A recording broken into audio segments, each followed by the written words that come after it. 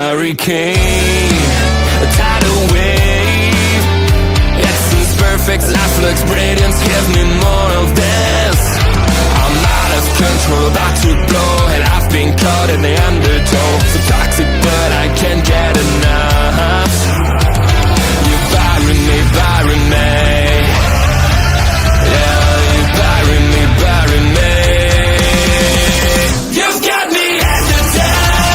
Push me out of myself. You've got me hypnotized. I can see, I can hear, going crazy, but the light has got me hypnotized. You've got me hypnotized. Get you out of my head again.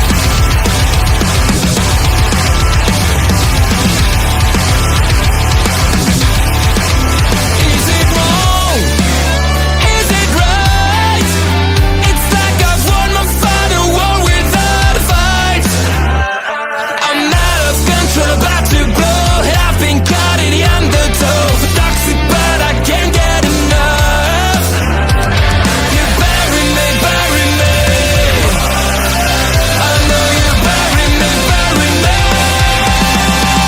You've got me hypnotized. Push me out of myself. You've got me hypnotized.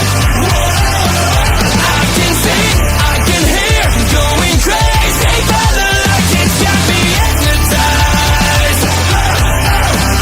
You've got me hypnotized. Get you out of my head. Get you out of my head.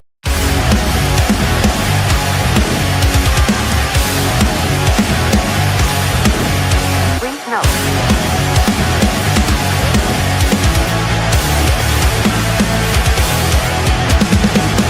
Never gonna stop, never gonna change, never gonna do the things you say. I run my own way to get there. Fools are calling and the eyes seem to care. In the air, no more crowd, just the opposite kind of few clouds. So tell me this time is coming, I'm sick of all your lies. Why don't you try to be wise? Know that I need you anyway.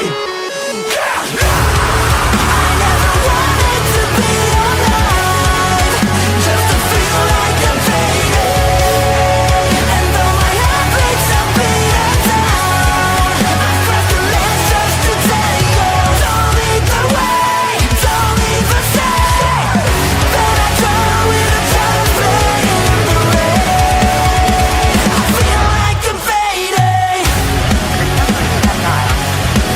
Please note.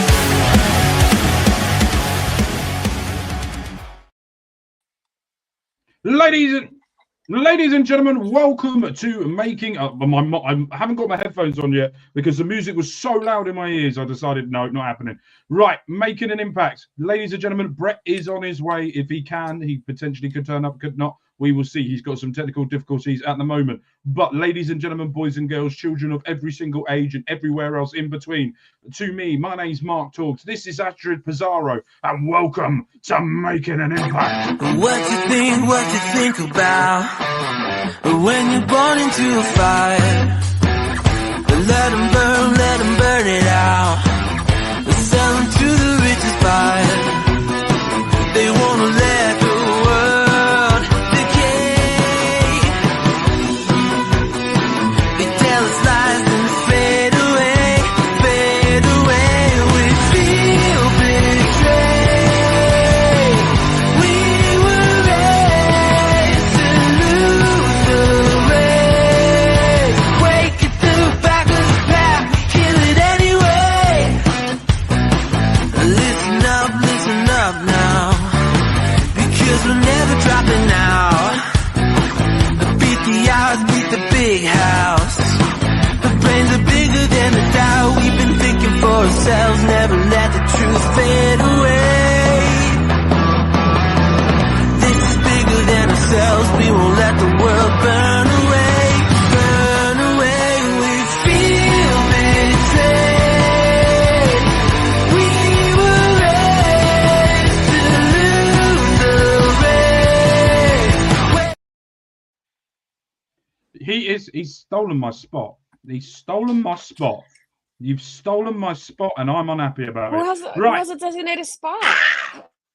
Oh my dear God, what is going on over there? Right, welcome, ladies and gentlemen, to a brand new episode 4 of Making an Impact. Yes, Brett is here. I have seen his face for about 3 seconds behind. Oh, Jesus! And he's finally here. He's finally able to sort the internet issues he has out, and we're finally here. But, ladies and gentlemen, if you haven't known who we are, and this is the first time you're tuning into one of our shows, this is Making an Impact, where we discuss the weekly TNA shows. Plus, we will be here at the end on any PLE that is coming up if we can be asked. If it's Astrid, probably not. But if it's normal people, most probably. I'm already winding her up. This is going to be fun. So if you haven't already, make sure if you're watching this on any of the channels that are around, make sure that you hit the like button, hit the subscribe, and you will get instant notification for anything that is coming up over the weekend plus the week. We've got a jam-packed shows for you coming up tomorrow. Hello, OLE, Bobby, and everyone else. We've got loads of shows coming out tomorrow. We've got shows coming out Sunday. I'm recording out of my arse, and I'm on everything over the weekend. So if you want to see this beautiful mug, sorry, Brett, for once, this beautiful mug's taken over the show. I'm really annoyed that I can't see your face fully because you have got a very beautiful mug that really helps this show for ratings. But yes, thank you ever so much for joining us. We're going to get the first things we're going to get into is I want to talk to Brett first. How is everything? Are you okay? I'm doing fab. I feel like the TNA shows were forever ago, but they're also not. It's crazy how much happens. Can you hear me? Yes. Yeah. You can hear me good. Okay. It's crazy how much happens in wrestling in such a short amount of time.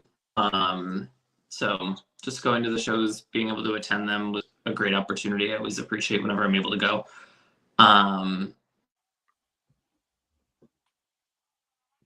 Oh, he's so excited. He's having a very long pause.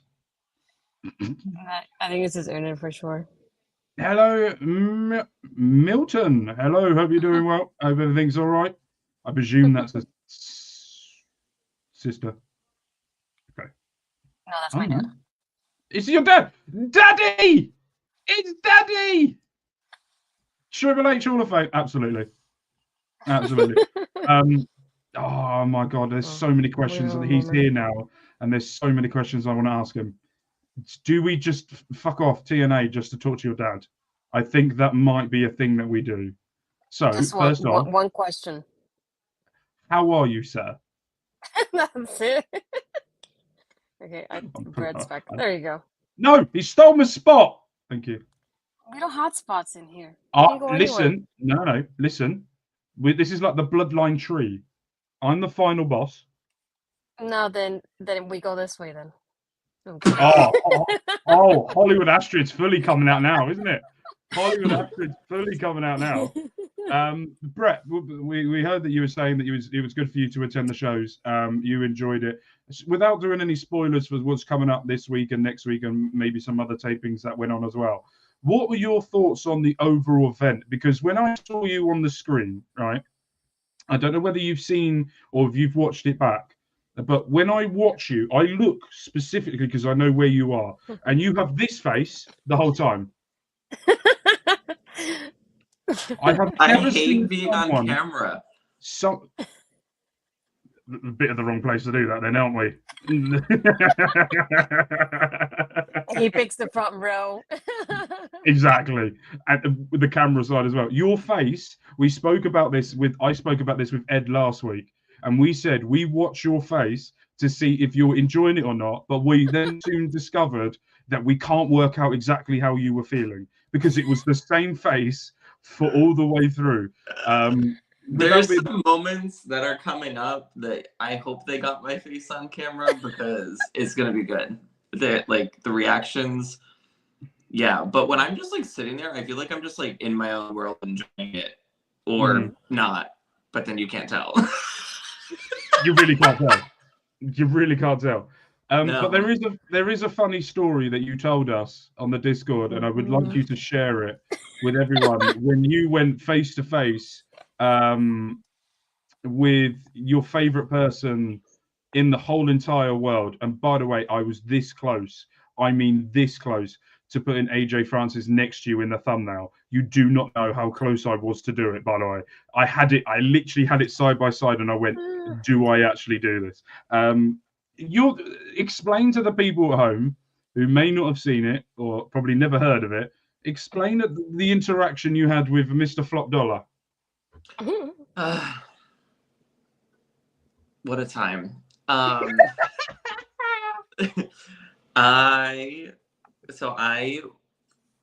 the show, you can, pay to meet whoever you want, basically, out of the people that they offer.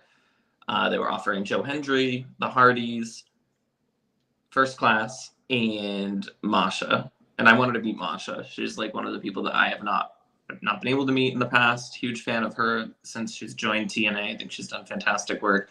So I decided that I was meeting Masha Slamovich. So I get in line and it's my turn to talk to her, whatever, take a picture. And next to her, of course, has to be First Class's meet and greet thing. And AJ's sitting there and he has sunglasses on. And it's one of those things, like, he had sunglasses on, but I knew he was looking at me. But I was like, I highly doubt that he recognized it was me. We've probably tweeted each other back and forth a couple of times because I'm an asshole. But I was sitting there talking to Masha and I lost my, what is it? Train of thought. Thank you. Just like I did there. And and AJ lifted up his sunglasses, which I don't know why he was wearing sunglasses inside. Well, anyway, and he said something to me and I was like, what? Because I was expecting like the worst. So of course I had an attitude. And then he said it again and I caught like a small snippet of what he said and then I was like, what?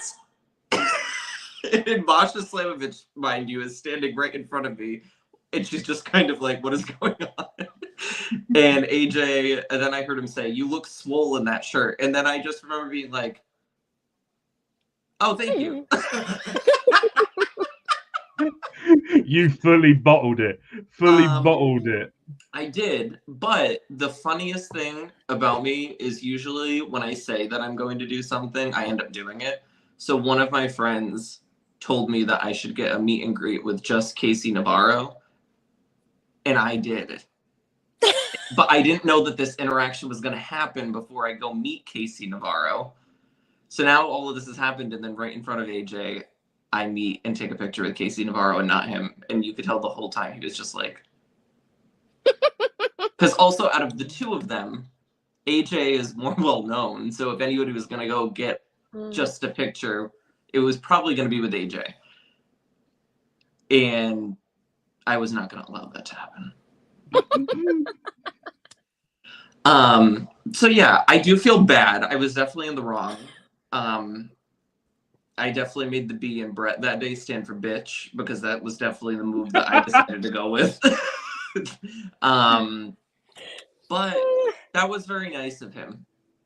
It was. He said you look swole. You look good in that shirt. Flop Dollar was really trying to put you over. And you basically bitch slapped him, which is something that I wish was caught on camera. So it was the way that the people at home won't know this or anything, but we have a Discord channel amongst all the content creators on OLE.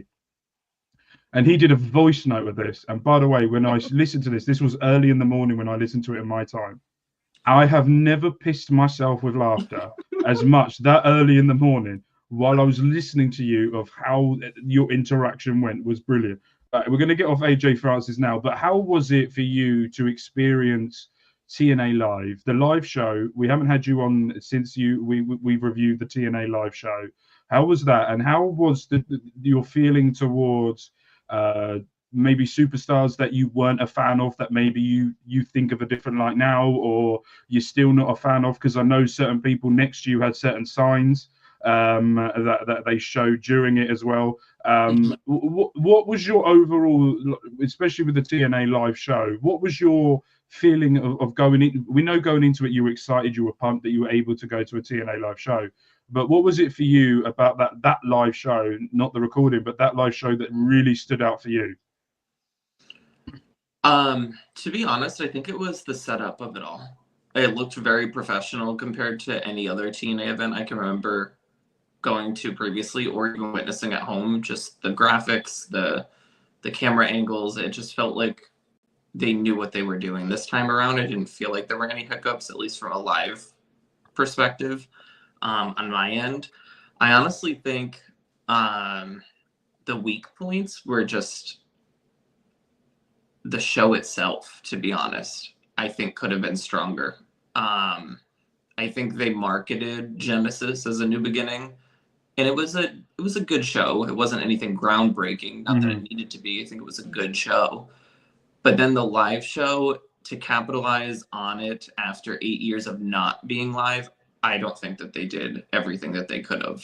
And I think they hyped up some things and they delivered, but it's one of those things that I feel like the payoff of what they did on the live show is not going to be revealed until months down the line. Like, is this talent worth it? Are they going to invest in Mance?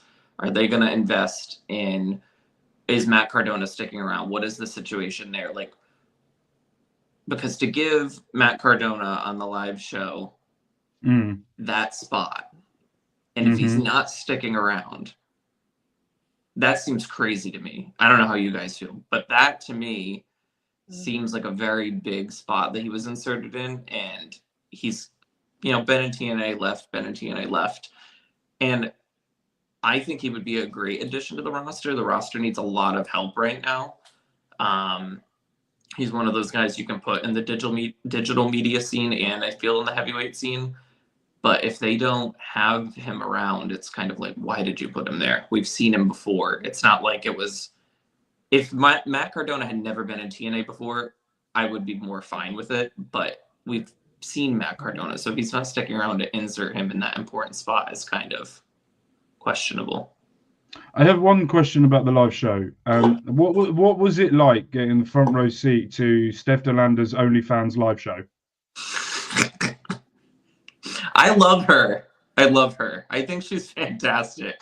I do. I think she's a great character, but I think the payoff, again, are they going to invest in Mance? Because obviously them being a couple and now being in this on-screen situation, if they don't invest in him, it's also going to be a lack of investment in Steph Delander.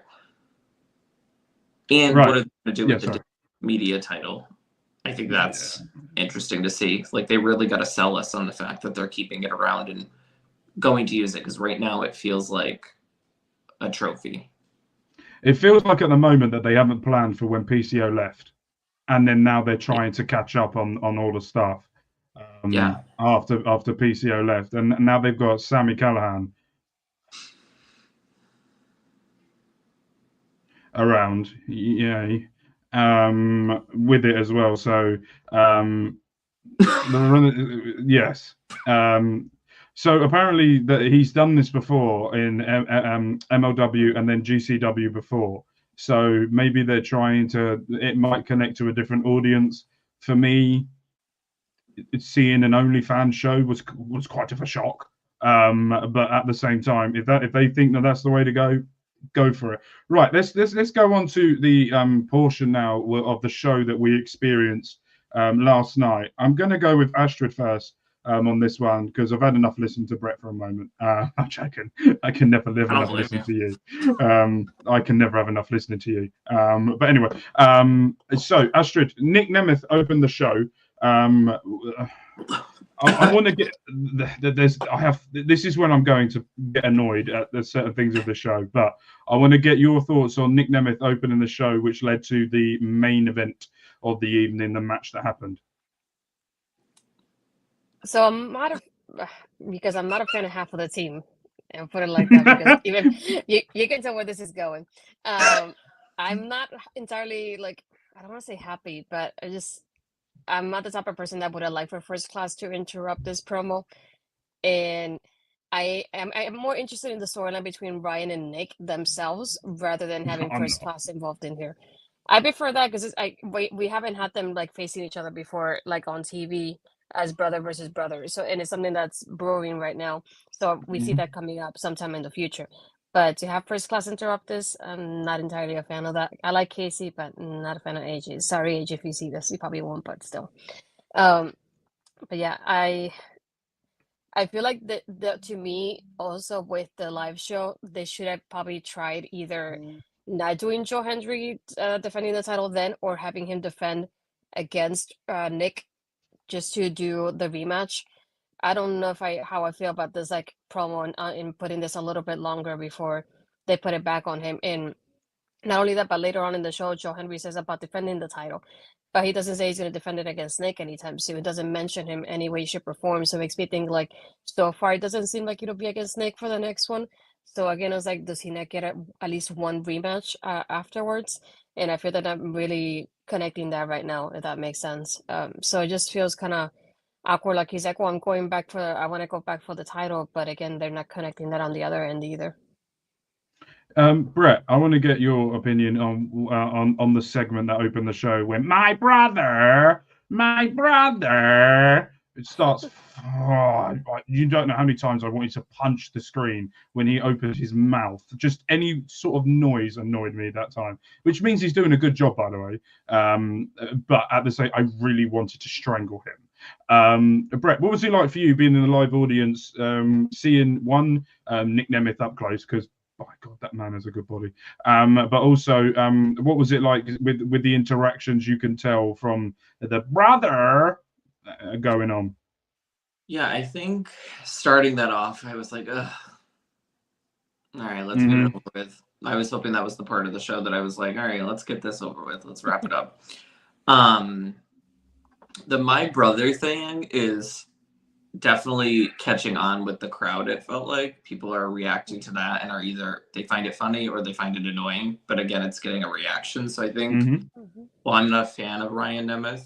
I think he's doing a good job making that a thing that he's getting a reaction. He's creating that connectivity with the audience, which I feel like since we've started doing the show, I've been big about highlighting when people do it properly. But having 4 people come out and me care about 2 of them, I'm like, and then after a while, I mean, like, I feel like just Hyan Nemeth went on, and I'm like, why do they have Wink out here? What is he doing? What are we saying after a while? And I feel like we still don't have any real explanation about Indiana Jones. So it's like between that and what are we doing with the 4 of these people just feels like a lot.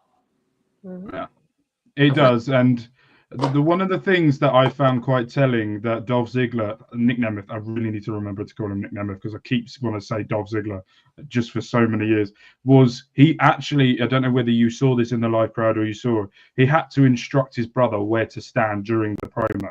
There was time where Hyan was just sort of wandering around and he had to hold onto his arm and drag him so that the camera was facing him. And it was plainly obvious that what he was trying to do, because then I'm going to try and instruct it. So if you go back and watch it, there's a point of when Hyan is talking and he's sort of turning around like this, but he's got the back of his head to the camera, where then Nick has to go over to him and pull him and hold him by the arm and then start then looking that way towards where the camera end is and start cutting the promo. And I'm like, you can't, it's too obvious what you're trying to do. I found that a bit annoying.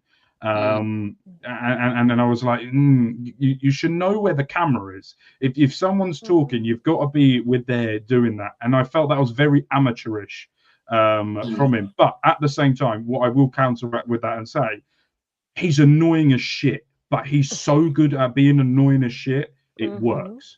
It works. And you can tell where this is going, and you know, but then I don't think we know exactly how this is going to go. I think, and I'm going to put it out there now, I don't see Hyan turning on Nick. I think it's going to be the other way around. I think that there's going to be a shock, and I think that Dolph's going to go, Nick, stop it.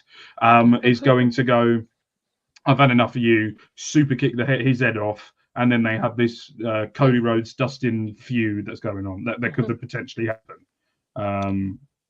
Yeah, And I Ashley, wanted sorry. to piggyback off of what you said about the camera thing too. It also, and this is me saying it because I've seen him every now and then, but Ryan also doesn't have the amount or the years of experience that Nick does. And I Yeah. think this is also what helps of having Nick kind of coach him in that sort of way, even though it's obvious, like you said, it's like I understand that it's obvious, but at the same time, I feel like it's good to have somebody as Mhm. Nick, like a veteran like Nick, showing him the ropes because Ryan was a little bit here and there in FCW. He didn't get a lot of experience in that aspect of it, like a lot of time, and to be honest. And then not only that, but then in AEW, he wasn't there consistently either. So it's like he didn't get that time to really hit those reps to get that going.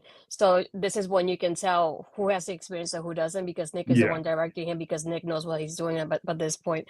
But at the same time, it's good that he's learning from Nick as much as he can, and probably why also the storyline is happening the way it's happening, because not only with the issues that Ryan had with AEW, but I feel like it's good that he learns from somebody like Nick, who has been in different companies and has worked with different people and has years and years of experience.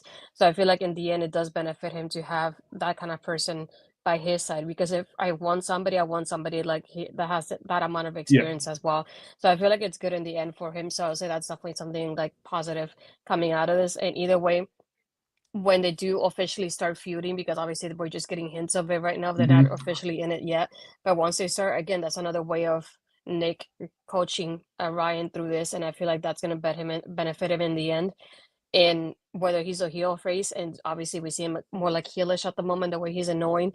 Either way, he's going to learn from Nick, because Nick has done both and he's able to do both like pretty well. So I feel like he's definitely a good timing for Ryan to be learning the ropes with Nick, of all people. Absolutely, I completely agree. Let's move on. We then had a backstage segment where Tessa Blanchard went face to face with Ariana Grace. And did anyone have any thoughts on this segment? We spoke about Tessa Blanchard last week.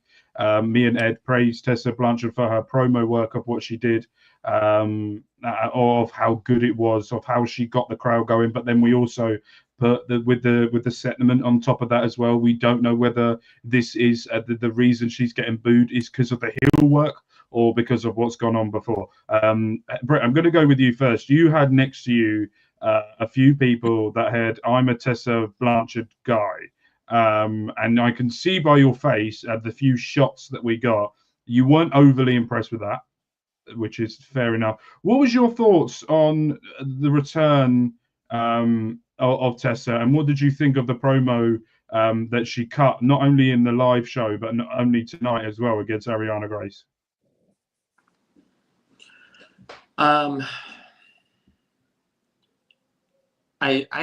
I'm nervous about anything with Tessa still, to be honest. I'm not sold.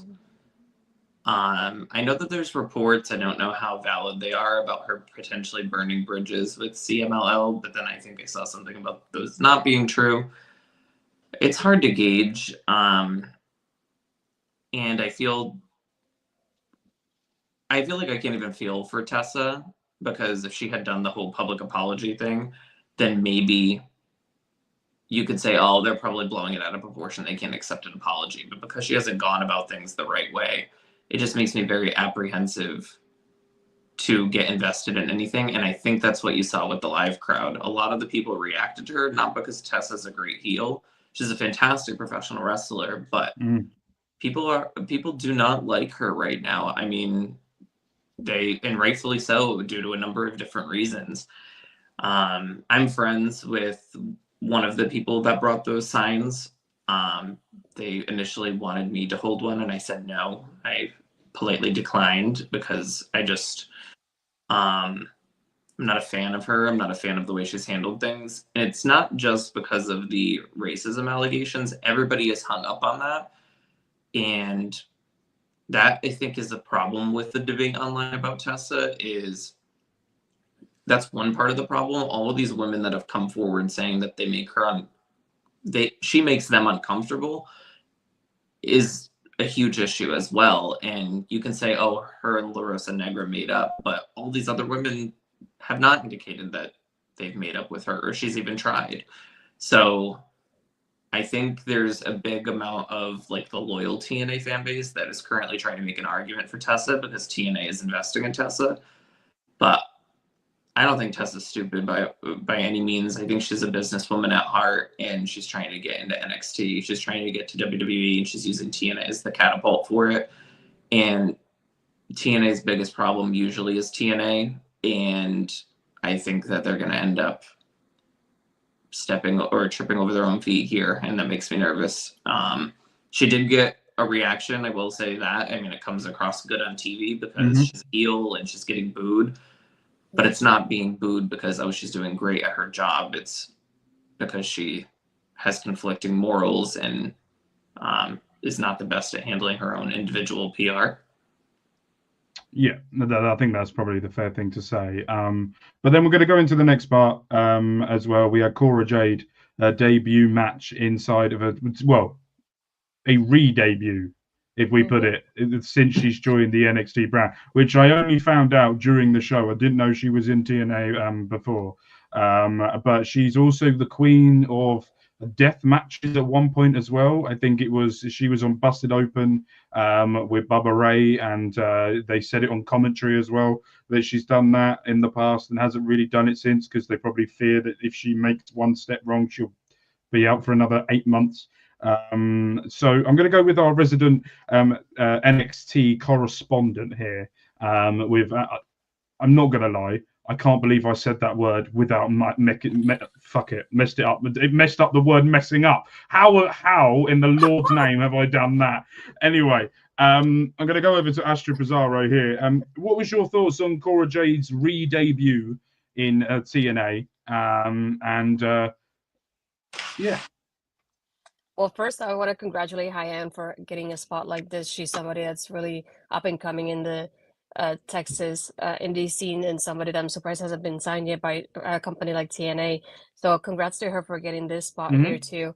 It's not often that we get people, especially from the ladies division right now, somebody from NXT come into TNA and having a match. I feel like they did very well together. They had a really good chemistry. I just felt like the match was too short. That's the only thing that would be like my complaint. I would liked it to develop a little bit more, but at the same time, this is just like kind of like tease it up until we get Cora versus Masha. So I understand why it was kind of short as well. But before that, I think they play. I know I saw it on social media, but I think they played it in the stream too. She was backstage and she was getting welcomed by Xia Brookside. I was going to say Xia Lee, Xia Brookside, and she had an attitude with Xia, and they had to separate them. So when she wins the match, she's gonna beat up Hyan, and then Xia comes in to do the save, and there was at that point that then Masha comes in as well. So I definitely liked building up something there. I suppose they're probably gonna have her versus Xia at some point before Masha comes in the picture as well, which wouldn't surprise me either. I think my only complaint about this match was there was a point that Hyan is kind of, I don't want to say holding. She's like leaning on the ropes from the outside in, and Cora's supposed to hit her. I think it was a drop kick if I'm not mistaken. And you can see from the angle that she didn't even hit her when he did. But at the same time, I'm glad that Hyan caught that moment in the timing and she like sold it like as she got hit. So she did very well with the timing there as well. But again, overall, I enjoyed the match. And yeah, I feel like it was exactly what we needed at that moment to continue on with the story. Brett, I'm going to go to you. What was your reaction to seeing, I don't know if you've seen Cora Jade before in a live show, but this new Cora Jade that's coming from NXT, this NXT Cora Jade, and seeing her live potentially for the first time. What was your reaction to the match and the reaction to the audience potentially of what they thought of seeing Cora Jade? She got quite a lot of chants, I heard as well. So what were your thoughts on that? Yeah, people were definitely invested in seeing her, which was good. The match, to be fair, she's quite large in our thumbnail. So the match itself was very quick. I felt the ending felt abrupt. It was just kind of like DDT, boom. Okay, we're done. I didn't love that. I don't really know how to gauge Cora from an in-ring perspective, whether I like her or not. But I will say from a character and just like, I don't know if you want to call it marketing and character, I feel like she does that stuff very well. and she feels different. She feels unique from really anybody else that you put her up against when it comes to her as a character and her look and theme song and everything. I am a little bit nervous though where this is going. I get that there's a storyline brewing with Masha, but I'm nervous that they're going to potentially try to pull the trigger and end up having Cora as champion. And I hope that they don't do that, because I feel TNA sometimes just gets like very excited to be involved in something, and I don't know what that was. I'm so sorry. I'm so sorry. TNA gets very excited to be involved in something sometime, or a lot of the time, and I'm just waiting for them to put the title on somebody that's in NXT. And I think, out of the options that they have, even just out of the people that they featured so far, I think putting the title on Cora and taking it off of Masha would be an awful move. So I hope that that's not where they're going. I like Cora Jade. I really like her. I know Astrid has a different opinions on me. And this is Mark's last week in making an impact by saying that. Hollywood Astrid coming out full force there. No, I have different opinions with Astrid on this one, because I really enjoy Cora Jade. I really enjoying her, seeing the way that she's now building this character that she's got. When she first started doing this, I didn't believe shit she was saying when she first started doing this. But now I believe, not fully, but I'm getting to a point now where not Joe Hendry yet, but I'm sort of understanding why she is the way she is. She has a chip. She has an attitude towards the people that want to give her advice. She has a thing against CM Punk. She's got a thing currently with Bailey. She's got it with Julia. She's got Marsha Slamovich. She wants to prove something. And I think the TNA move is perfect, because she gets out of Roxanne Perez's shadow. And I think that's the perfect thing for Cora Jade right now. But I was happy. I wasn't happy that she attacked my girl, Zaya Brookside, by the way, fellow Englishman. But I did find it funny that she put the cowboy hat on, and she made that look good. When she was wearing that, I sounded a real creep there, and I do apologize to my wife with how that come out. Anyway, we're going to move on. We then had an interaction with Wes Lee backstage, with everyone saying, why Wes, why did you get interfere with the Rascals? Good boy. And why did you cost them the NXT Tag Team Championship? Good boy. And all of that. And then he was talking about later on that this is a step now for him to get to the NXT Championship, and he wants the NXT Tag Team Championships are the two guys behind, and the potential TNA Tag Team Championships as well, where the Hardy Boys. You guys got any thoughts on Wes Lee being back inside of a TNA arena? The last time I think we saw him, he beat the weird head guy, the Gigi Dolan's fiance, Husband. husband. Oh, so they're married now. Okay. I don't. You told me the other week that Josh Alexander was married to the ring announcer. I didn't even know bloody now knew any of that. So I don't know personal lives. I just enjoy. I'm not a creep. They were on the show together. What do you mean? You clearly missed that part. Oh yeah, no. I'm recent. I'm full recent. Like I'm like a newborn baby. Well, he had to relinquish the title. She was at ringside with him and Jade, their son. I never watched it then. Yeah, I never watched it then. I think I come after that. So the first time I watched TNA back, Moose was champion, and it was leading into, and it was the first time where there was TNA superstars turning up in NXT, and I was like, right, Marky likey. So that's how we did it. Brett, what was the reaction from the audience? Because we're getting more into Wes Lee later on. I have some thoughts on that one. Into his match against Ace Austin, but what was the reaction from the live audience there? One costing the Rascals all that stupid crap, and also his re-debut inside of a TNA arena. He's one of those people that the NXT and TNA partnership, using him makes a lot of sense. And when he showed up, I feel that the crowd had that reaction. It just feels like a natural fit. So that's one of the moves that they've made so far in this partnership where I was like, thank you for using some logic with your selections. But I think it's going to be interesting how they approach this storyline. There's obviously the connection there with the Rascals, and like I said, we'll get into that more later. But he's protecting his new Rascals, if you want to call them that.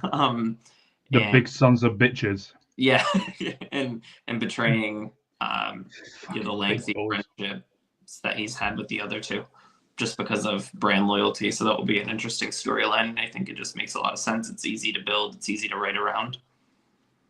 Astrid?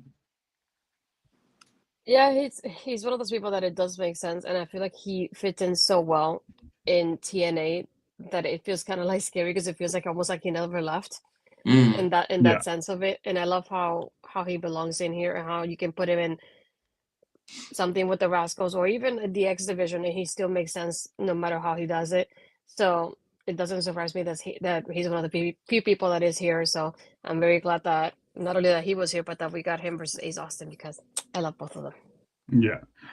We then had another backstage segment between Spitfire and, as we will now call on this channel, Botox by Elegance, due to Brett's absolutely phenomenal name change, where they're going to be going 1-on-1, 2-on-2. Something's happening next week for them. It's then a knockout battle royal for the number one contendership.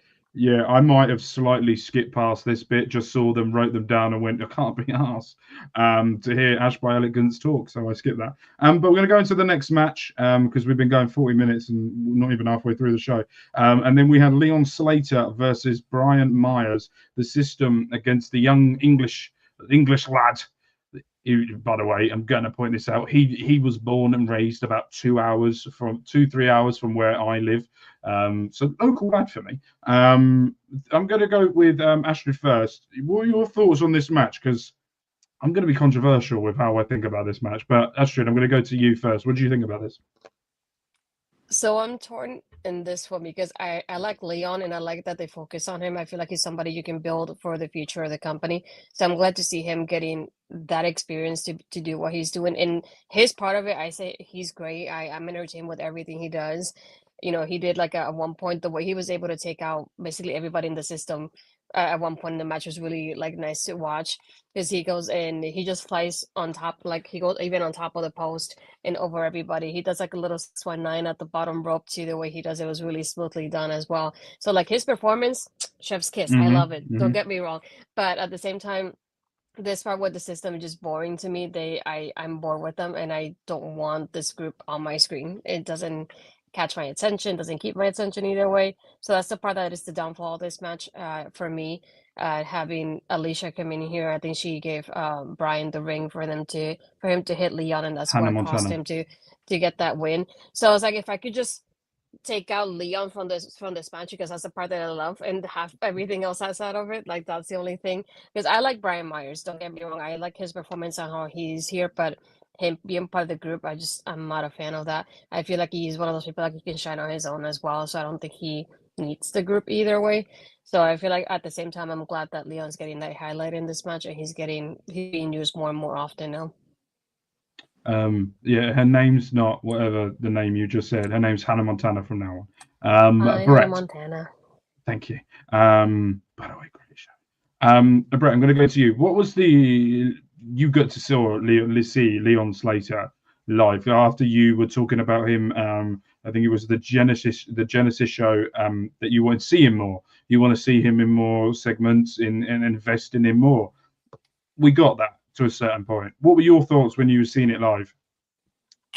I had never seen Leon Slater live, so being able to experience his work in person was fantastic because I'd become a fan of him since he's joined TNA. I did not know about him before he signed with TNA.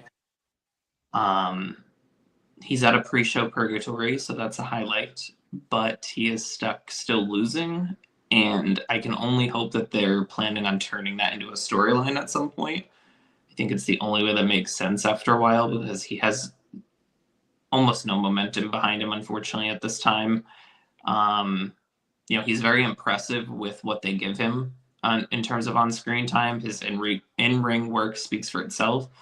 But the system, everything they do, I'm just like, okay, here we go again. Like it just feels stale, and the system needs a reboot. I don't know how else to say it. The perfect way to say it. I thought this was an excellent match. I thought this was Brian Myers at his best, really trying to help the youngster and trying to give him more in-ring experience against a veteran. If we could have lost the system on the outside with Moose wearing that shit-stained X Division belt, that would be lovely. I still hate that brown strap, by the way. Absolutely despise it. It was good. Leon Slater really showcased it, which then led to a backstage segment after this, after the loss, where Leon Slater, where the system went up to him and said, "You can be our bag carrier, you could be our admin, you could be our cleaner." But then the Hardy Boys come up and said, "No, he is the future. He is someone that we should be pushing forward." Which this is the bit that paid off for me. This is the bit that paid. If you're gonna put Leon Slater with someone, you're gonna put him with a bloke that does the same type of move, but you've just made it more ridiculous. With the Swanton 450, by the way, just the most ridiculous move I've ever seen in my life. But to pair him up with a pair of veterans, two guys that seem to be really invested in helping the young up-and-coming prospects in TNA, in Matt and Jeff Hardy. They've got a new lease of life. I watched an interview that the Hardy Boys did with Chris Van Vliet recently, and they just seem in such a better place than they were under the dictatorship of Tony Khan, Erland. And so it's very much, I'm looking forward to that. I don't know, that match is coming up next week, isn't it? If I'm right, was it the week after? I can't remember, but we won't get, I can't remember. Is it next week? Yeah, next week they had Leon and the Hardys versus Moose, JDC, and Eddie. Oh, why does Fandango have to be there? He's the worst one, by the way. Out of all the system, he's the worst one by far. Like Moose can't run, Fandango can't do anything apart from look good. That's it. And also, his song got #1 in the UK. His theme song, when he was Fandango in the UK, got #1 when he went over here. That's how batshit crazy this country is. Anyway, and then there was Sami Callihan. Right, I don't know. You said his name a few times. I still can't get this. I've literally called him on my Google Doc the lanky one. Sadly, Sami Callihan is Mans. Yeah. So I have to do so it's Mans. So basically, he's calling himself a man with an S. I'm a man's. Anyway, the lanky one. I'm still. We'll get into it. Both of your thoughts on this thing with OnlyFans. These two having a match, potentially sponsored by OnlyFans. What's going on here? Someone please help me out with this one. I watched MLW when they were trying to find out who the baby daddy was. This is close to it at this point, with the batshit storyline. Open floor. Who would like to discuss this? I just feel like this thing with him though, the reveal. I don't know if I got the reaction correctly, but you can correct me obviously if I'm wrong. But it just felt like it was anticlimactic because it just felt like when the reveal did happen, you didn't hear cheers or boos. I feel like it was almost like crickets. So it's like that's not a good reaction to have either way, because when you come out, at least you expect somebody to react in some sort of way. But when it's quiet, it's too weird, and it's like I you don't know how to feel about it. And I've seen a little bit of Mans here and there from his clips in GCW, so I don't know anything from him in that aspect really, aside from that. So I'm willing to see how it goes moving forward, but so far I'm not sold on it, and I feel like it's just kind of like lackluster at the moment. Definitely, I didn't have an idea who could have been for the reveal, and then when he got brought up, I was like, oh, that's not what I thought it was gonna be. But sure, let's see what happens here. I didn't even know who he was. Ed had to explain it to me on the live show who the hell he was. But now you're gonna know about him. So yeah, it just feels very quiet and lackluster for me. I feel like I would have liked a little bit of somebody else that would have given people like that, like, oh wow, this is a debut, or like somebody, maybe one of the releases. Like if it was, for example, for me, Baron Corbin, I know probably won't be a part of it, but like if he was the reveal, my reaction I feel like would have been totally different from people. Actually, he's not called Baron Corbin anymore, is he? What's he called? No. What's that name he's going for now? The dire wolf thing. Bishop.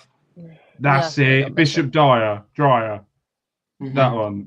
That someone needs to rethink that. So my question to you, Brett, is how was the reaction for Yeah. him at that reveal? Because I felt like it was very quiet. I feel like there was no cheers or boos really. I feel like it was more silent. Yeah, almost everyone in the crowd had no idea who he was. That's the reality of it. I am aware of him, and I was kind of kicking myself a little bit because I almost made a tweet about how I thought STL was going to end up bringing Mance into TNA. I didn't think about it, though, in this light. I just thought it was going to happen at some point, and then, of course, it happened the next day when I had the thought. So now I just sound like I'm making everything up, but No, we believe you. We believe you. I think the way that I start my opinion on this is going to sound controversial, I feel like, but I think everything about this is actually perfect when you look at it, other than the way they marketed it. So the 23 and them hyping it up over time is the problem with this.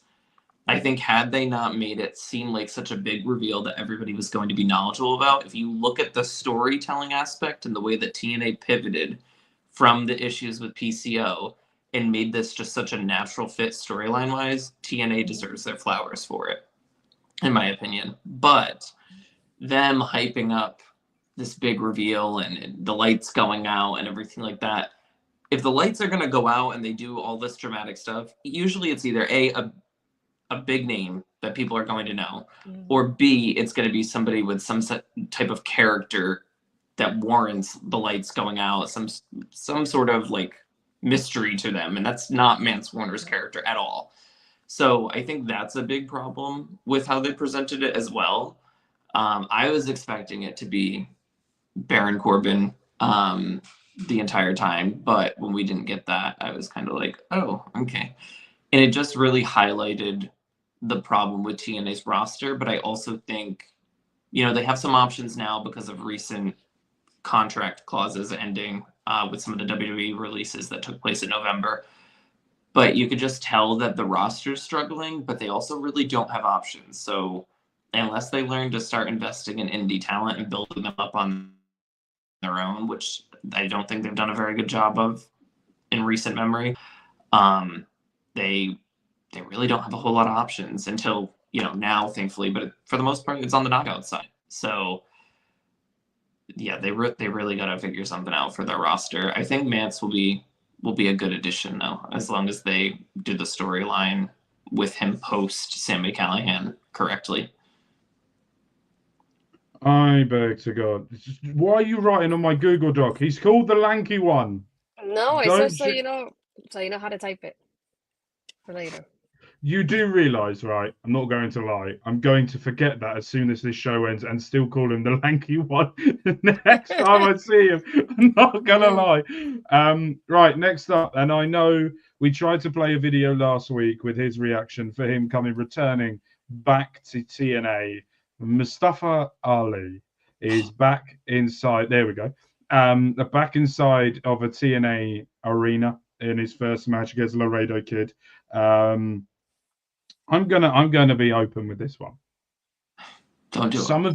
Some of you may. Don't do it. Some of you may or may not know. I have never been a fan of Mustafa Ali. Yeah. I don't like. I respect his in-ring work, but as soon as a microphone goes near his lips, I want to go to sleep. I kind of hate myself for saying this. I think he might be the perfect person to be back in TNA.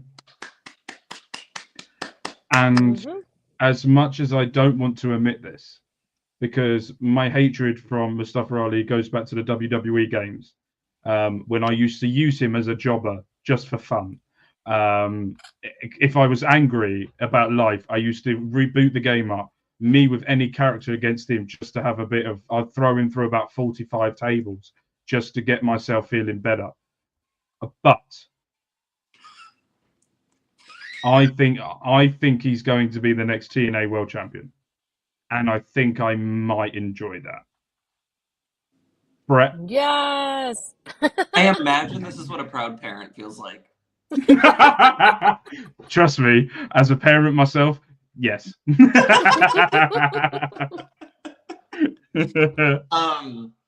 Interesting that you say you see him as next TNA champion. I didn't consider that happening quickly, but what I've had in my mind for the longest time now is Santana winning at Slammiversary in New York, and I want that to happen so bad because I freaking love Santana. But then Ali coming into the picture, I'm like, I don't know.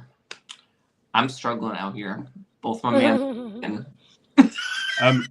I'm presuming you may or may not have seen that there is a Mike Santana. We know Ali wins that match. Laredo Kid didn't have his best match inside of a TNA ring, made quite a few missteps and mishaps during that, but he tried to be very fast in what he was trying to do and made a few mishaps with that. And Ali won it, which then goes backstage to Mike Santana and Ali talking about that Ali will find someone who is always ready.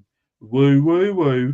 That will probably be facing Mike Santana very soon. Astrid, go to you. What were your thoughts on Ali returning and the possibility of Mike Santana and a Ali match, which, by the way, will make Brett combust? And I mean combust. I mean the level of yeeting would be phenomenal. This is at one point where I'm tempted just to do a watch along, just to watch him if that match ever happens live. yeah, I tried to hop the barricade to like get them to be like, guys, you don't have to fight. I can be the solution, but it didn't work. Astrid, over to you. Well, first of all, they did confirm it's Santana versus Cardona next week. Sir, I can tell you don't pay attention. But anyway, no, this was a fun. I feel like aside from the main event, I will put the disclaimer right now. The second half of the show was built for me. The two matches, because it was this one and Wes Lee versus Ace Austin. This is made for me. No, Laredo Kid and Mustafa I think it was really fun. Especially loved it when at one point he does a little backslide and he's using like his feet. He goes up to the top rope and he leans over like that, and the referee still sees him for the pin. Like that was so beautifully done. The way he was able to do that pin, like holy crap! And I like the part where he's also like sliding out to avoid Laredo Kid, but Laredo still hits him in the end. But kind of like that suicide dive. That was really fun to watch. But yeah, it's like the only thing I don't like is Laredo Kid losing, but at the same time, I understand why, because with Mustafa, I don't want to say re-debuting, but kind of in a way officially as a TNA wrestler, then you wouldn't want him to lose and you want him to get catapulted to the future. So I understand that part, but I also hate seeing Laredo Kid lose this. But fun match. I love the fast pace of it. I couldn't keep up with both of them, but I was entertained with everything that happened here. And yeah, I'm glad that he officially signed on. I feel like they definitely needed more names, especially with other people that are leaving, just to get that going and get people more excited to watch the product. And I feel like this is definitely one of them that it makes a lot of sense that they did it.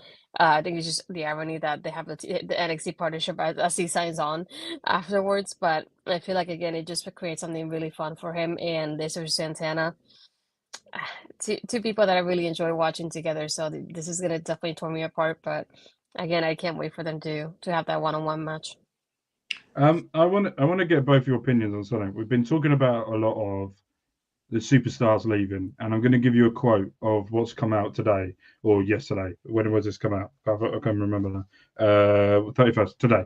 So it come out today. So from a TNA side regarding cost cutting, the people that were offered new deals with less pay or switched to a pay per event and left the company were people that they were overpaid from their standpoint in the deals that Scott D'Amore had signed. Deals with Rhino, PCO, Trent Seven. Can never overpay Trent Seven, by the way.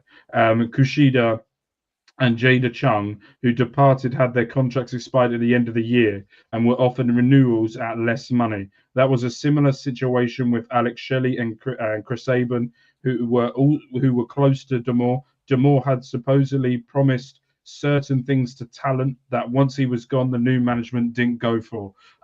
Your thoughts on the cost-cutting situation, and do you think that do you think Scott D'Amore dug himself a hole, that's why he left, or do you think he was right in what he did? I'm going to go with Brett on this one first. I think that calling it cost cutting, I've seen this a lot online, is a misrepresentation of what it actually is. I think it's just a reprioritization or a prioritization shift. Scott was looking out for a lot of the connections that he had that he felt were good talent, and I think a lot of the people that he feels are good talent, he was right on. But with the new management, taking over, that connection is not there, and you see it happen in day-to-day businesses all the time. It's no different with this. So I really don't think it's a cost-cutting thing. I know a lot of the websites and dirt sheets love running with that because it's easy to believe about TNA for a lot of the people online, because people just outright hate TNA for little to no reason. And it's something that gets them clicks. But I really just think it's a reprioritization of funds, and a lot of the talent that were asked to take cuts, to be honest, I don't think are really big losses for the most part. Astrid? So this is something that, for one thing that I always saw with TNA is that with the people that I want to say not all of them, but I would say most of them that left had more. They had been there for the long term. They had been there for quite a while, and you can tell a lot of it had to do with the fact where Scott D'Amore. And then once he left, you can tell that that's one of the reasons why a lot of people ended up leaving. They knew the management was going to end up changing, and if you notice, at the same time, not all of them, but most of them are big names that have been there for quite a while. The Jade that had been there for a while, the Josh Alexander. And those are some of the people that you can tell had those relationships with Scott. And at the end, at the same time, I feel like I don't want to say costing, but it just feels like it's been a factor in TNA right now just because they lost so many people like almost in a row, if that makes sense. So I feel like that's the negative side of it. But like Brett was saying, the positive side is that it looks like they're changing the priorities. And when I saw that same post that you were reading, Mark, it reminded me of what my brother always said. He said, when you sign with TNA, you get a title shot. And it's always funny when I think about it that way, because I see it happen quite a few times where the people are just like, they're brand new, they just signed on, and then they end up getting a title shot somehow. And it just makes me think like Scott he was looking out for his people a lot quite often. I feel like that definitely people feel like that wasn't happening with the new management at the same time. So you feel like there's definitely that shift in the environment, and you can tell by the people that are leaving there as well. And you can see that Scott was also the kind of person that was making a lot of promises, not knowing what his what it'll be for the future with him within the company. And I feel like with him, you can't really give all those promises when you never know when anything's gonna end, like your role within the company. So yeah, I feel like a lot of it has been in a way a loss to TNA just because I feel like they're losing a lot of people more than they're signing on at the same time. So in that sort of way, it feels like if you look at the roster, it feels like a smaller roster than compared to most years at this point. So I feel like that's the only thing that I don't want to say concerning, but it's a little bit of like it feels kind of weird to see at the same time. We've said it before, and it's like we have with the women's tag division, we only had two teams, and it's like going back and forth between both of them. For the women, there's nobody really built up to go against Spanish, hence why they're doing this battle royal, which is what Ed and I make fun of NXT. Like whenever they don't have anybody, they go for a battle royal and create stories out of it with the eliminations and the winner going against the champion. So it just feels that sort of way. And at the same time, I do have some people. For example, we have a Savannah Evans who hasn't been on screen. Tasha Steele hasn't been on TV. I haven't seen Jessica Havoc in quite a while. Rosemary was used, and she seems to have disappeared again in that way. I feel like the only two people that I think that I know are out for sure is Killer Kelly because she's still on maternity leave, and then the other one would be Kylie King because she was injured, and I don't know if she's cleared it or not, but she had been injured for a while now. But aside from that, it just feels like we don't see a lot of people either at the same time. So it just feels kind of awkward in that sense of it. But I feel like they have lost more people that they have gained. And they definitely, like Brett said, definitely have to work on that aspect of getting new people signed on. People like Hyan, who was just there doing a spot with a match with Cora. And I feel like this is one of the people you can actually sign. You can sign somebody like Nixon, aka Tegan Knox, who's a free agent now, or even Indy Hartwell too. That's another free agent. I feel like that will benefit from being a part of this. So I feel like it's time will tell if they keep adding more people, because it doesn't feel like they're signing on to many right now. Yeah, I agree with what you're saying. But now we're going to move on to the next. I don't want to talk about this match. I was fully triggered, and I mean fully triggered. So we had Northern Armory versus EY and Josh Alexander. Me and Ed, our predictions was correct when this was announced. We did predict that this would happen. But before I hand it over to you guys to describe this, I have one thing to say, and that's fuck you, Eric Young. Astrid, over to you. This is I gonna knew sound I very always hated funny. him. I like EY, don't get me wrong, but he just has as many turns as Big Show at this point, so it doesn't come off like it's a surprise, to be honest. It's like you had that moment, you're like, he's turning, isn't he? Yep, I had it coming. So it didn't surprise me that that would happen. And I think, but you can correct me also if I'm wrong on this one, is this probably the last time you saw Josh during the tapings as well? No. Okay, so because I just felt like the vibe that it gave me, I was like, if this is the last time you see him to like get beat up like this, it's like it just feels like a thing that would do. So it didn't Actually, surprise me too. it might be. The way that they taped it was very weird. I have Okay. to say, from a live perspective, I won't harp on that too much, but Yeah. I mean, before Impact Live was even live, we were getting matches.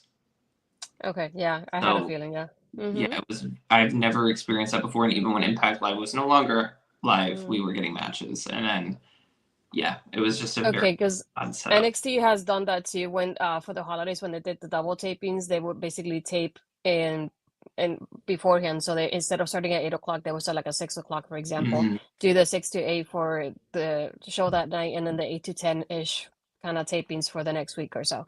So it makes sense. Like they do stuff like that sometimes. But I just, in my mind, when I saw this happening, I just thought, this is the last time we're gonna see Josh, isn't it? And he had to go out this way.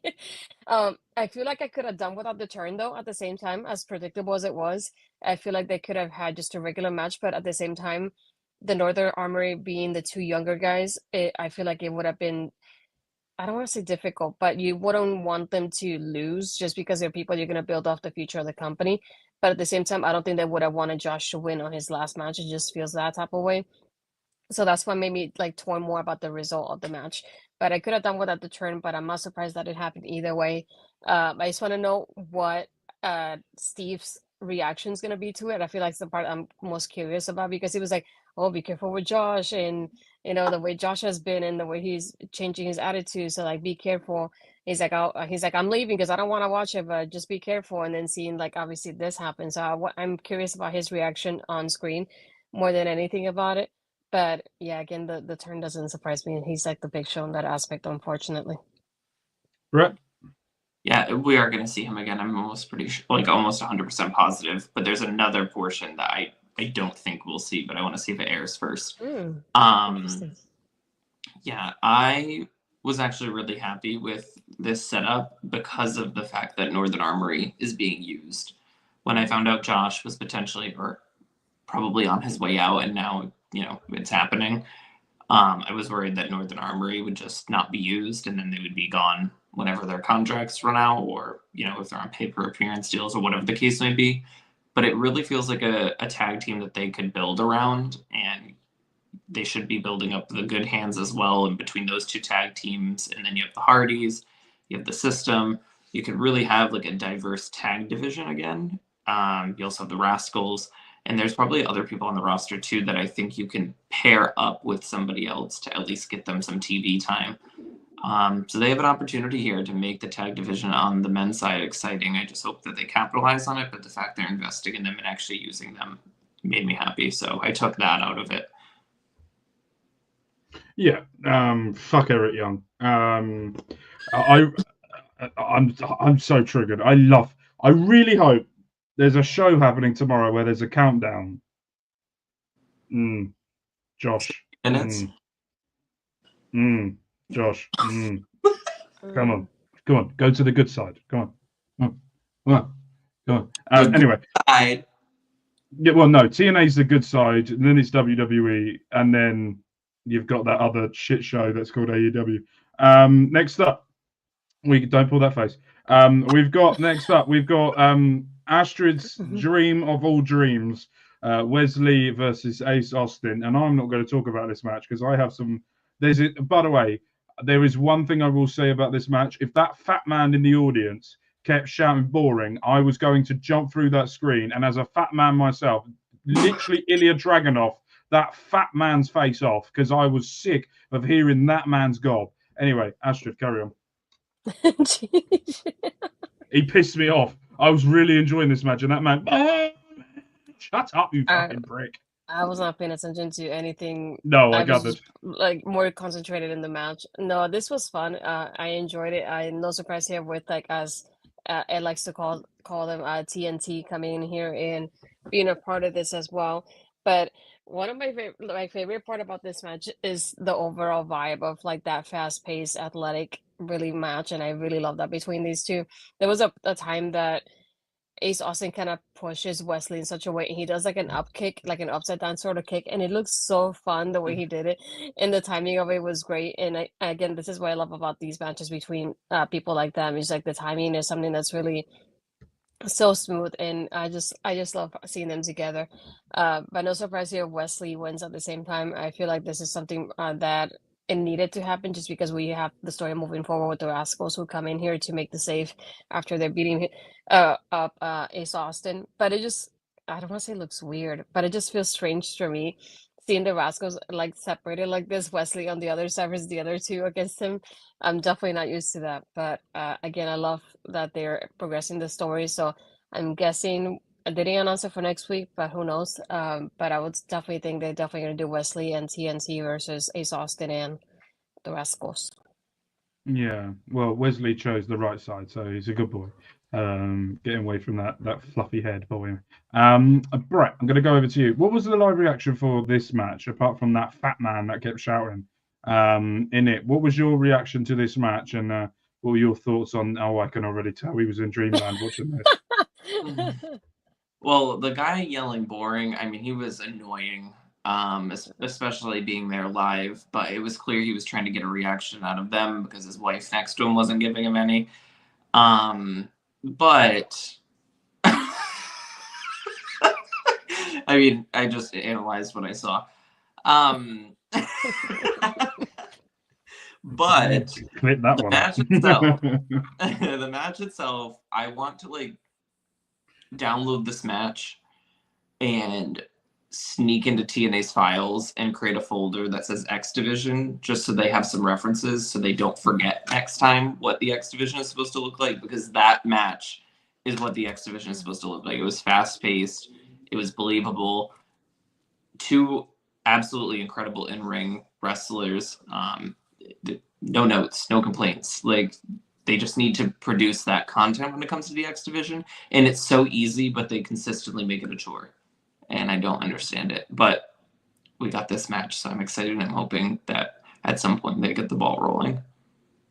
Perfect. Right, let's get to our main event where we had Nic Nemeth and his Nic Nemeth brother against AJ. By the way, I'm just annoying as that is. It is so much fun to say. It annoys me, but anyway, by saying it versus Brett's favorite person, AJ Francis, and against the pink hair man. I like this match. It had what it needed to a certain point. I think I just bullshitted myself that I didn't like this. I'm reading back. I'm reading back my notes, and I know that I did like I was talking while in it, and I know for a fact I didn't say half of this, which is really annoying me. But no, I didn't like this. I didn't like this as a main event. This was an opening match. Ryan Nemeth picked up the win. He jumped in front of Dolph and got it. I'm going to be very honest with you guys. I didn't give a shit.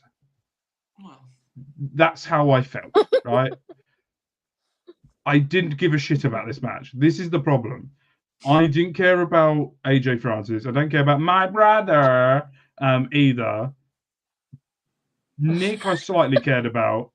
I know Brett loves AJ Francis, and this was his main one he was really looking forward to. Yeah, I could shit on this match a little bit longer, but I'm gonna hand you over to AJ Francis' #1 fan, Brett, and I would like you to tell me how much you love seeing AJ Francis in the flesh. If I'm not mistaken, I think this is where I left. No, really, I got up and left. I decided food was more important. By the way, there is a shot of you halfway through the match, and you're never seen again. Okay. Yep, I left. Yeah, I left. I was just like, Yeah. you know what? I'm hungry. I could be hungry, or I could be eating and fulfilled and watch from a distance, which I did. Because I was like, oh, I paid for a ticket. I guess I'll watch it from a distance. But yeah, what a crock pot of I don't give a shit.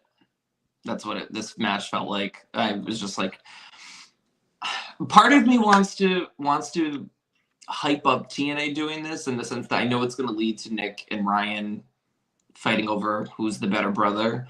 Because I think TNA needs to get better at having feuds that are not centered around a title. Mm-hmm. I feel like everything right now, because their divisions are so weak, everything feels like it's about a championship or becoming #1. Wrestling doesn't have to just be about a championship, and I think they miss opportunities a lot of times to build up people or show what certain talents can really do because they're not championship ready. So if they're not championship ready or believable to be in the running, even though they gave AJ Francis a main event, but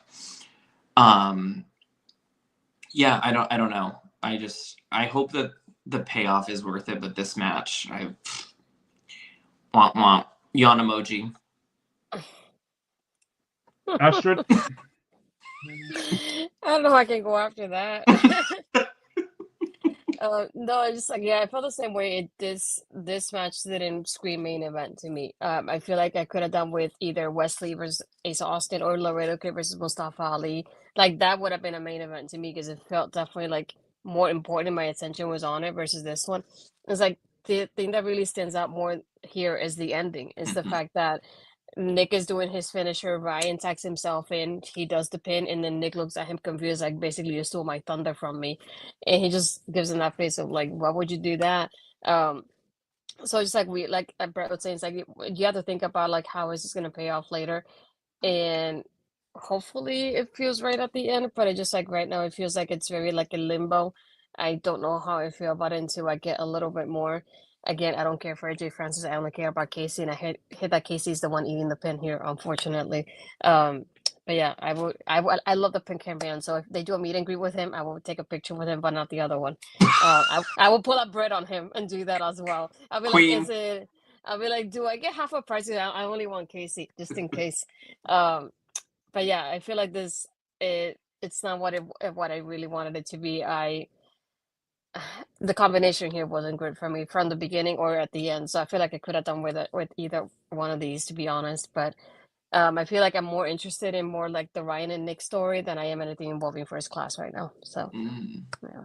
After that match, it was announced backstage that we will be getting the Nic Nemeth will be challenging Fraxium for the NXT Tag Team titles next week on TNA. Sorry. So that is something we can look for. But we're about to end the show. But because tomorrow is the Royal Rumble, and as this is a TNA partnership show that has now partnered with WWE, I would like you guys, 3 women, 3 men, that could potentially turn up in the men's or women's Royal Rumble. Should we Surprise people? Surprise. You can't go with Jordan Grace because she's still she's not a TNA roster member anymore. And please don't put her in NXT. Oh wait. STG, yes, we're here. Everybody's here. Yeah, we're here every Friday, hopefully around 5 p.m. Eastern. So if you don't remember now, you know. Surprise, I would say. Okay, this is come out, and I'm hopefully gonna record a video on this. We'll see how it goes. But from the people that I'm thinking surprise entrance, Nikki Bella, and this is gonna be like very like I don't want to call her a wild guess, but it kind of will be. I think we got the iconic. So Cassidy and Billy Kay and Peyton Royce. I think those are the other two that I would see showing Okay, up as a what about surprise. TNA current roster members that could turn up in the Royal Rumble? I don't know because it feels like more. I feel like if like being that Jordan would have been the one if she was there. The only one that I could see maybe Masha, but at the same time it feels like more like NXT people will show up than TNA. So I really don't know. Okay, I'm going to give my prediction. I'm going to go for, I think Marsha Slamovich will be in the Rumble. I think Gail Kim will be in the Rumble. I don't know why. I just want it to happen. And maybe I don't know, Zaya Brookside. No, it's not going to happen. But maybe someone like that can maybe help tell a story for TNA. Who knows? Brett, I'm going to go with you. I agree with Masha and Gail. I think if there was going to be a third, I would say Rosemary. Yes, yeah, I think that's probably right. Let's go with male superstars now. TNA current roster members that could potentially turn up at the Rumble. I think I know the three. If I had to put money on it, I would pick the three I would go for. But Brett, I'm going to go for you. AJ, I really want. Oh, I really want him to do that, and I really want him to flop over the top rope. That would just be extraordinary. So No. AJ Francis was number one for you. No, I want WWE to make money. So, Nic Nemeth feels like a good fit. Joe Hendry. I don't know who else. I mean, I feel like if you do one, they would probably do both, but I feel like Jeff Hardy would be great because of this whole redemption story and everything going on right now. Yeah, Astrid. Yeah, you stole my picks. I was gonna say Matt and Jeff and Joe Hendry because I feel like that face off with Punk and Jeff would just like I would die. Mm-hmm. I'm going to go for Jeff Hardy. I'm going to go with Dolph Ziggler, and I'm going to go with Joe Hendry. Those are my TNA. But if I want to go batshit crazy, then I'm going to go for Abyss. TNA legend just comes out and just chokes everyone, gets Barbie out and whatever. What was his called? Because Mankind had Barbie. What was that metal pole crap that he had? Janice. Thank you. Brings that out and just swings the life out of it for it. I just had a thought. Oh, God help us. What if we get Ariana and Santina? Oh no, not Santina. Oh yes, No. yes, Mm-mm. yes. No, I am no. full. No, I we am already done that. so He in wasted a support. spot. No, No. Astrid, No. stop talking. I am so in support of this. You Tell me don't what to know. do. I am No. so in No. support of this. It's unreal. I No, think no. if they did it though, they should have Santina come out and then get attacked by Ariana. Like do Yes. it That something I like would like. that. Yes. Yeah. Yeah. I don't want Santina to take a Yeah, spot no. from somebody else. That part. We already done that before. No, thanks. Yeah. I just, even if he goes in the men's rumble and just does the walk like this down to the ring, I just want to see that power walk done one more time. It would just make right. We're going to end this here. Before we go anywhere, Astrid, can you let everyone know exactly where they can find you and exactly what you got coming up, maybe potentially over the weekend, or what you got coming up next week? No, I'll be going, attending Royal Rumble watch party. So we'll see how that goes. But on Monday, I'll be doing WCW Women's Classic Wrestling with Auntie and Mel Ball. Again, a new episode of the Mayon Classic that we're discussing. Tuesday, taking over with Ed. We're here leading on to the next, I forgot the name, Vengeance Day. There you go. The next pay-per-view for NXT. And then again, Friday here at 5 p.m. with both of you discussing TNA here. So other than that, you can find me on my Twitter and Blue Skies, Astrid Pizarro, and my Instagram and Threads, Astrid Pizarro20. And if you're here, most likely you're also on my YouTube channel. So if you are, you can hit subscribe, hit that bell to be notified when I upload or go live, and hit a like on the video. I appreciate it. Perfect. Right. Brettala, where can we find you, my son? And what have you got coming up? All right. Well, you can find me on TikTok, Instagram, and Twitch at Honestly Bretter. You can find me on YouTube. My gaming YouTube is Honestly Bretter. My wrestling YouTube is Honestly Bretter Wrestling. And on Twitter, I am at It's Bretter. And I will be here every Friday at 5 p.m. discussing TNA and all its madness with you. Love that. Right, what have I got coming up? I've actually got pictures for you lot. That's how fucking prepared I am. Tomorrow, I will be here tomorrow before the Royal Rumble, where I will be hosting a pre-show with Andre C, where we're going to be discussing the Royal Rumble plus the 2 out of 3 falls match between Machine Gun Kelly Crew versus DIY. That will be happening alongside the others and our predictions for Royal Rumble winners. I already have one, and I know I'm wrong. So this could be fun. And then also later on that evening, I will be there with Bobby Munson, Jose on air, and Ella J, where we will be reviewing the Royal Rumble as well. But put in your calendars as well, because not this Sunday, next Sunday, we are going to be doing a Super Bowl watch along. So make sure that you get your food ready. Come and sit with us while watching the game. You can see a dumb Englishman trying to watch Kendrick Lamar, which could be interesting, as well as the Super Bowl as well at the same time. And not only that, if you want to put in your calendar as well, February 18th, 8 p.m. UK time, 3 p.m. Eastern, Formula One are doing their 75th anniversary livery special, where they have got every single team, the 20 drivers, 20 drivers, all of the board, and they will be revealing what the cars will be looking like in the 2025 season. So yeah, make sure you come and check me out. I am all down below. I'm currently doing Wrestle World is currently on in WWE 2K24. I will make the announcement now. We've had to cancel Elimination Chamber because the dates add up to WWE 2K25. So I've had to get rid of the Elimination Chamber so the dates line up to when the WWE 2K25 comes out, and we're getting that. But very, very soon, we have got our very own Royal Rumble that will be coming onto that channel as well. I have recorded it. I know the winners, but the other two do not.